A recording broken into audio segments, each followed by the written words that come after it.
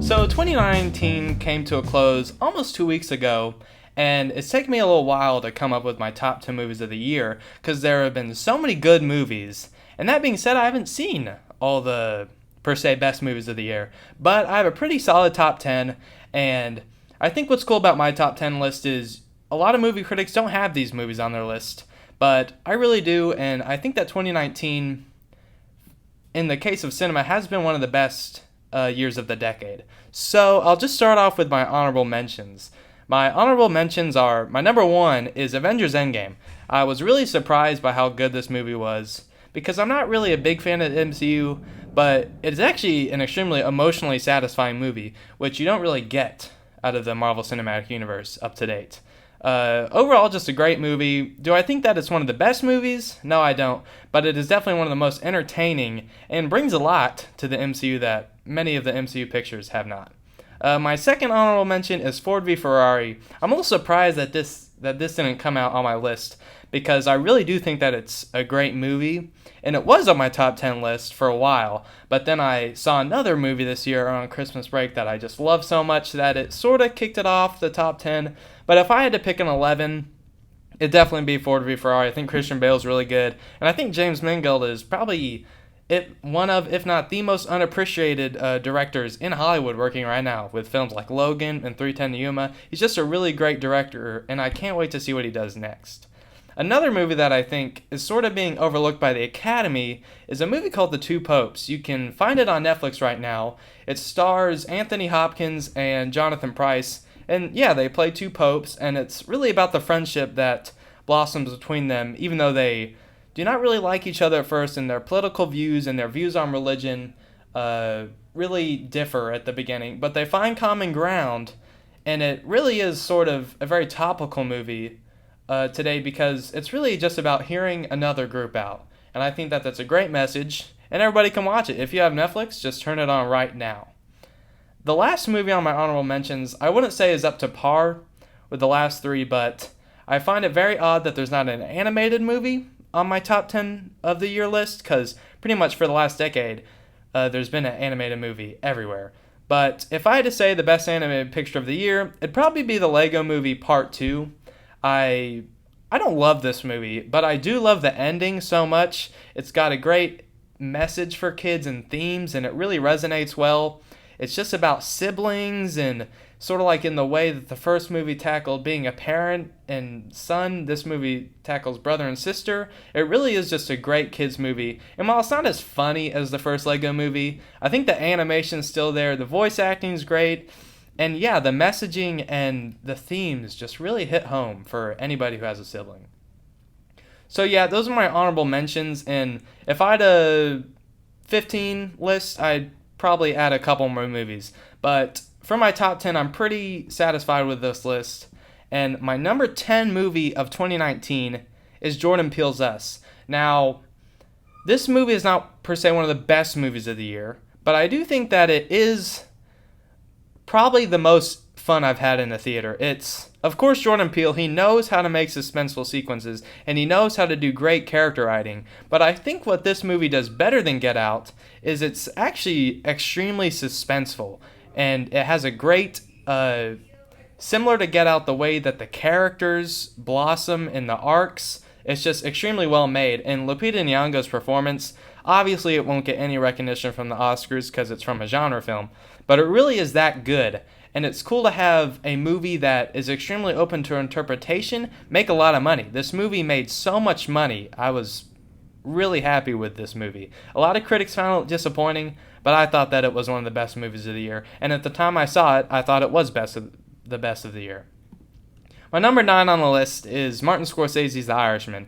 Now, do I ever really want to watch this movie again? Not really. I mean, it's 3.5 hours long, and it's sort of split into two different movies for me. The first half of the movie is an extremely, not necessarily cliche, but it uses the tropes of Martin Scorsese's earlier works, like it's very much a movie about excess. You know, excess of violence, excess of money. It's just an extremely glorifying movie. But then the second half of the movie takes a very sentimental tone. You could almost see Frank Sheeran, the main character of the film, being a sort of stand-in for Martin Scorsese, because it's almost like Martin Scorsese is looking back on his previous works, like Goodfellas and Mean Streets. It's just an extremely well-made movie, and Scorsese barely ever gets a very emotional side to him, but I think that this is his most emotional movie yet, and definitely, I think that he will win Best Director. No counting, because Tarantino might take it away. But I also think that Al Pacino is probably the best supporting actor of the year. A lot of people are saying that Pesci is the best, but I thought Al Pacino, while still playing into the tropes of Al Pacino, always yelling and just screaming, he's really good, and he has a nice emotional side to him that most Al Pacino characters don't really get. I think that he stole the movie, and that's no problem with the movie, because the cast is just really big. Joe Pesci, Robert De Niro, and Al Pacino. It's not the biggest cast of the year, but it is probably the best cast of the year.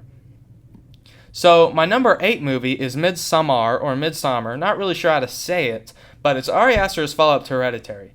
And if you know me, you know that I love Hereditary. It was my favorite movie of 2018, and it's one of my favorite movies of all time. It's in my top 20. Now, I was pretty hesitant about this movie because Ari Aster said that it was very similar to a breakup movie, and that sort of took me off. I was like, do I really need this depressing subplot inside of an already depressing looking movie?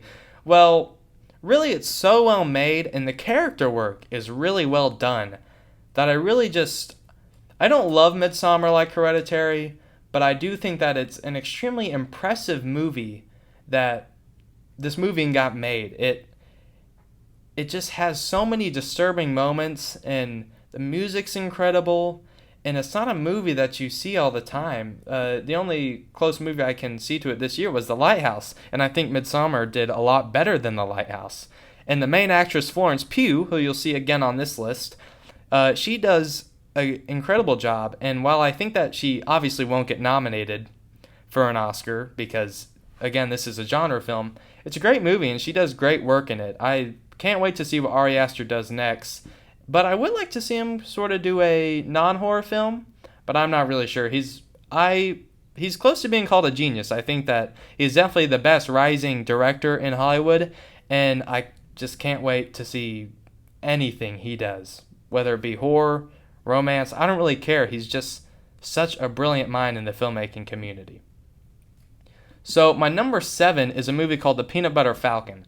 Whenever I first saw this movie, it didn't hit me as hard as it does now. I still loved it. I found it extremely enjoyable, but the more I think about it, the more I really have an appreciation for it, because movies nowadays, they usually have to have a big turn in them, something to keep the audience engaged, but The Peanut Butter Falcon really is just the day in the life of these two guys who are just going on an adventure, and a lot of the comedy just comes from the dialogue that they share between them. Shia LaBeouf is the secondary character, and he does a great job, and he sort of plays into Shia LaBeouf's own personality. He's sort of, beat down. He's not, he doesn't really know what to do, but he is just incredible in this movie. And another movie that Shia LaBeouf did really good in was Honey Boy, which came out earlier this year. It's just a super funny movie. The Peanut Butter Falcon, I usually have to explain this to people because they just get put it back by the title. But it really is sweet whenever you find out what it is and how it is incorporated into the plot.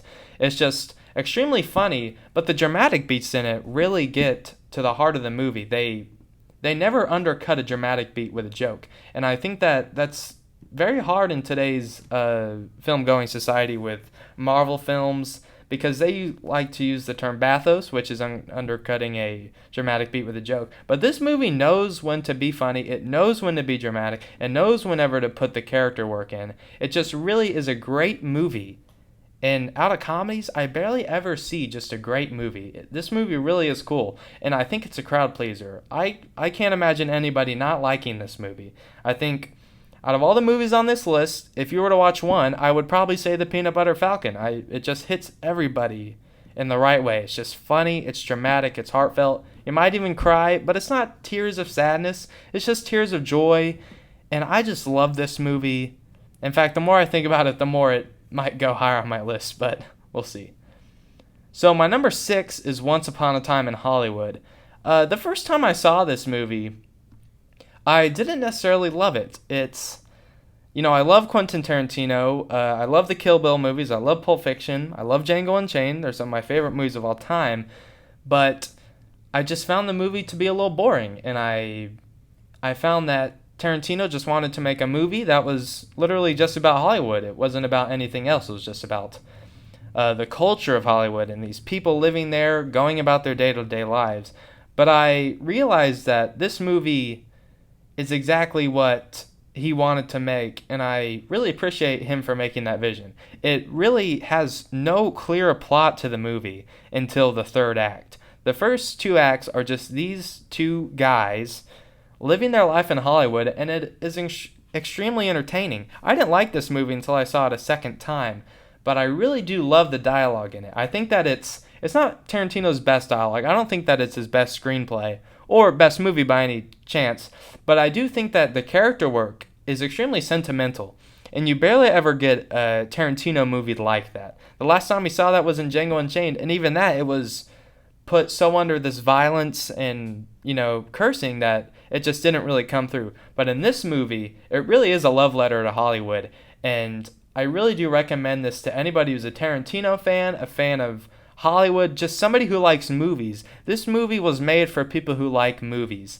and I just really enjoy it. Don't go in expecting a story-driven revenge film like most of Tarantino's films are, because that's sort of what I went in thinking the first time I saw it. I didn't really like it until I found the core of it, and you might have to do some digging, but whenever you find it, I think that you could really love this movie, and I really did. I think that it's on his bottom end of his filmography, but I do think that it's really good, and it's probably, it's probably number 6 on my Tarantino films. It's just a great movie, extremely enjoyable. I can't wait to watch it again. My number 5 on the list is Dexter Fletcher's Rocket Man.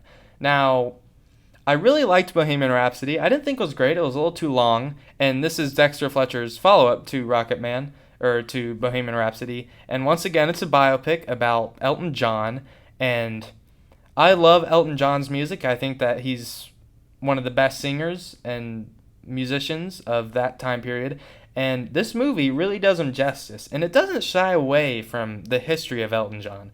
We all know that Elton John has gone through a lot of stuff, and this movie, it is very white-knuckled in his depiction of his life. It is just unflinching in the way it tears him down, but in the end it builds him up.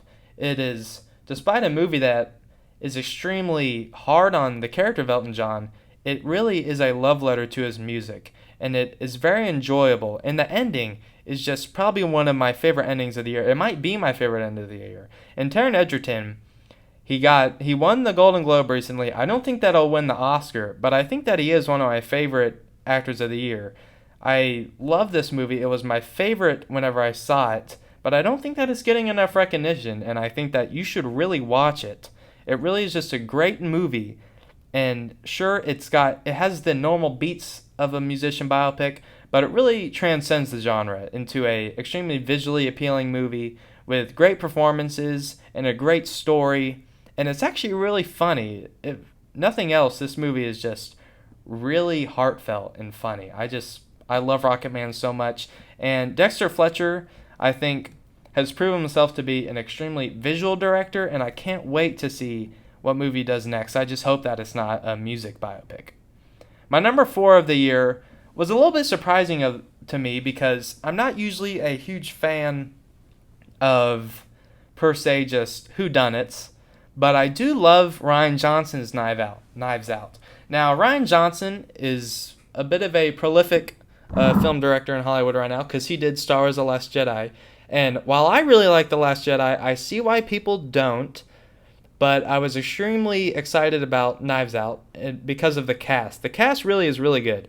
It's the biggest cast of the year by far. Might not be the best, but it's the biggest cast. And it was marketed as a casual whodunit. It just looks really fun. It looks like a great mystery. But this movie, just like The Last Jedi, really subverts expectations. It twists the idea of a whodunit. Halfway through the film, you sort of realize what's going on, and a new mystery starts. It really evolves into a movie that I think is really great. And while I think that some of the actors were a little bit wasted, especially within the younger characters in the movie, but that's just because the cast is so big. You can't give all these performers a great role because there's just so many of them. But the jokes that they were given were really smart. And while this movie isn't a comedy, it definitely is a mystery and has very many dramatic beats. The comedy is really there, and Daniel Craig doing a very southern accent is really funny. But what really strikes me about the movie is the political commentary. I wasn't expecting this movie to have a ton of politics involved, but it really does. And the more I think about it, of course Rian Johnson's movie has politics in it. All of his movies do, from Brick to Looper. They have a political commentary subcore.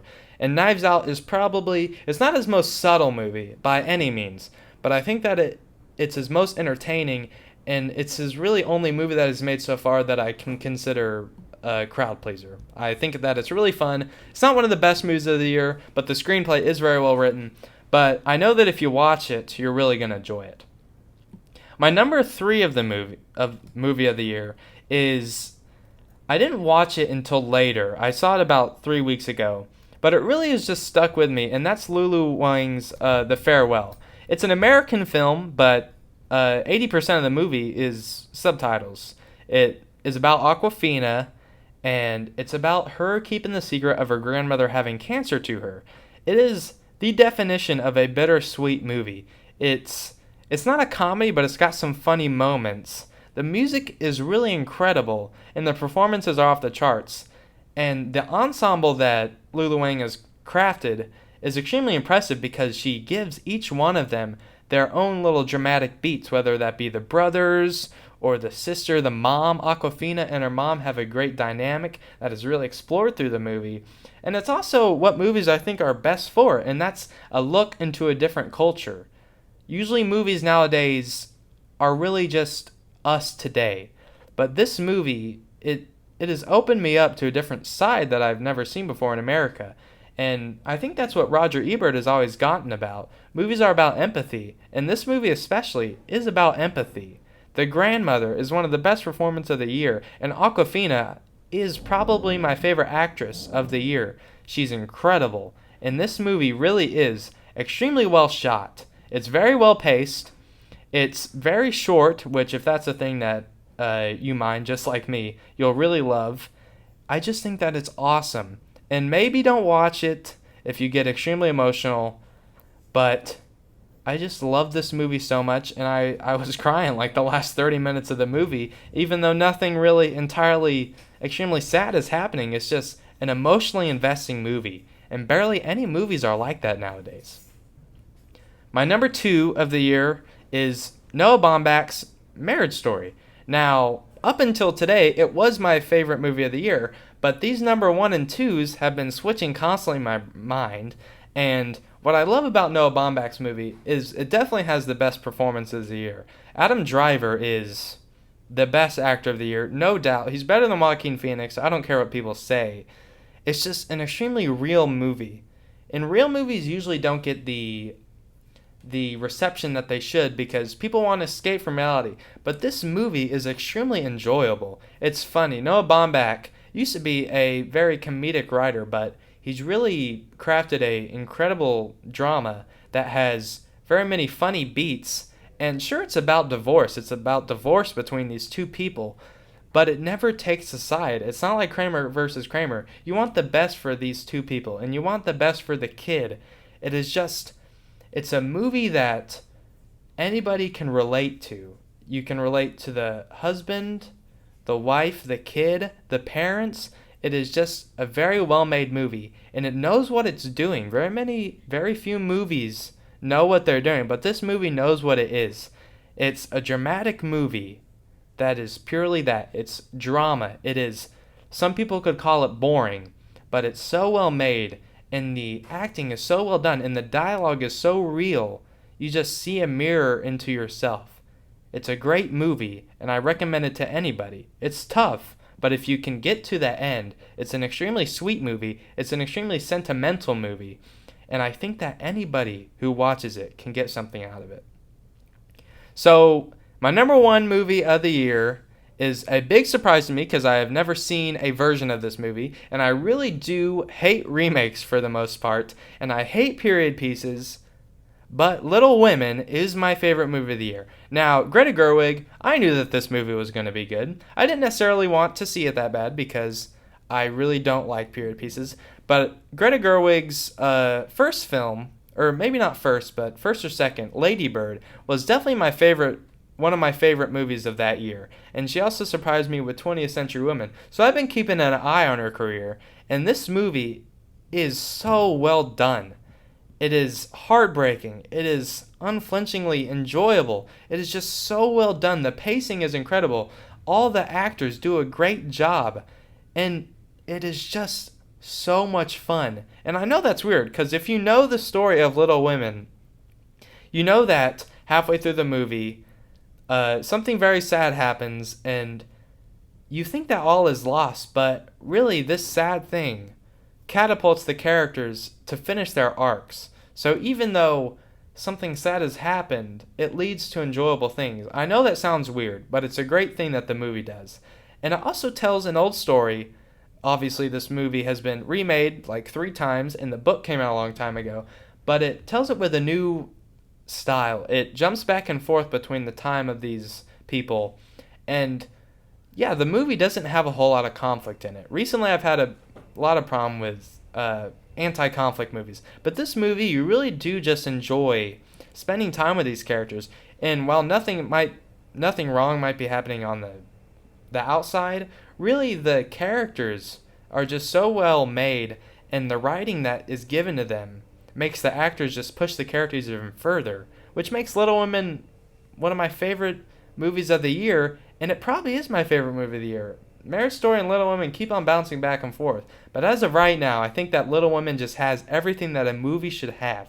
It's emotionally investing, it's so much fun, the actors are doing a great job, and I think that very few movies have that today. But overall, Little Women is definitely the most fun I've had at the theater. So that's 2019 wrapped up. Sure, it took a while for me to finish all the movies this year, and I still haven't seen a couple, but I think 2019 has been a great year. It's been one of the best of the decade, and 2020 has some great movies lined up, so I can't wait to see what happens. But 2019, you've done great. I can't wait to see what 2020 does.